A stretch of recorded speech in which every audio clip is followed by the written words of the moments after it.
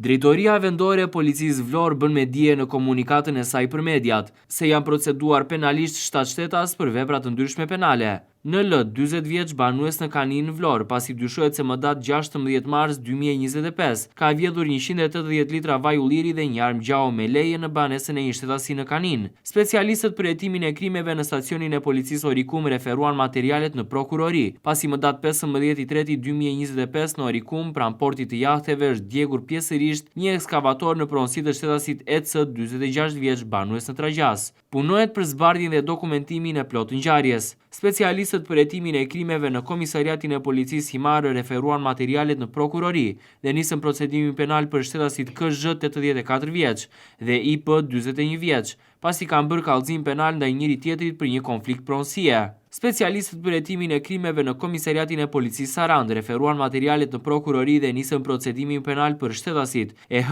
35 vjeç, banues në Ksamil, pasi ndaj tij ka bërë kallëzim shtetasi BH, 58 vjeç, se më datë 14 mars 2025 në lagje nr. 2 Ksamil, gjatë një konflikti pronësie është kanosur nga nipi i tij EH.